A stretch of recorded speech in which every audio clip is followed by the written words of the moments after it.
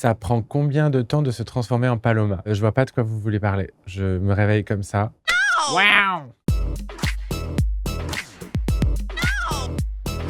Comment est née Paloma? J'avais écrit un film qui s'appelait Paloma et je me suis dit je vais jouer le rôle. Et en fait, le rôle est devenu toute ma vie. Comment a été accueillie l'émission Drag Race en France? Très bien, moi j'étais le premier surpris. Je pensais pas que la France était prête. Je pense que les gens avaient besoin de ça, avaient besoin de légèreté. Toi, le 11 août 2022, j'avais l'impression d'être Loana à la sortie du loft. Il y avait des centaines et des centaines de personnes qui hurlaient. Et moi j'étais complètement sonné parce que je venais de gagner l'émission. La culture drag en France, on en est où? Mais c'est une culture qui est vieille, le drag. L'émission, elle vient d'arriver, le drag à l'américaine, il est en train de se développer, mais il y a une culture du cabaret en France. Les drag queens, elles sont là depuis longtemps. On les appelait pas des drag queens, c'était des travestis, des artistes de cabaret, mais aujourd'hui, on est simplement en train d'être exposés. On est enfin dans la lumière. Si tu avais été une femme, qui aurais-tu aimé être? Oh bah, autant Viséo, Mylène.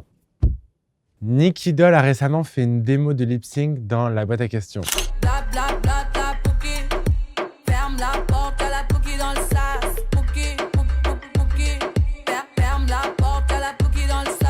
Saurais-tu faire mieux? Ah, girl. Je suis libertine, je suis une catin, je suis si fragile qu'on me tienne la main.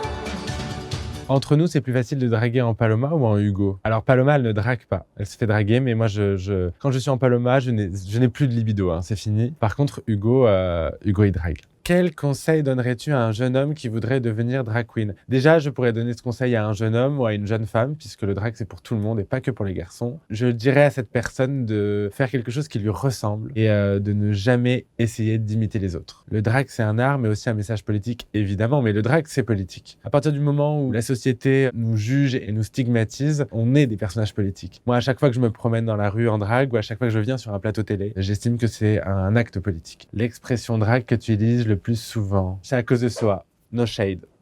Ce qui veut dire, c'est la vérité.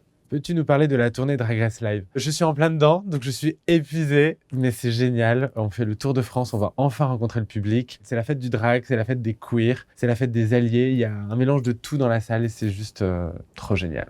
L'émission Drag Race France, elle a changé quoi dans ta vie? Tout changé. J'étais personne, moi, il y a 6 mois. Et là, aujourd'hui, je suis dans la lumière, je parle pour toute ma communauté. Donc, elle a changé ma vie et elle est en train de changer celle de plein de gens. Puisqu'aujourd'hui, il y a plein de gens qui sont représentés. Selon toi, qui est le RuPaul français? On a Nicky Doll et maintenant, il y a moi.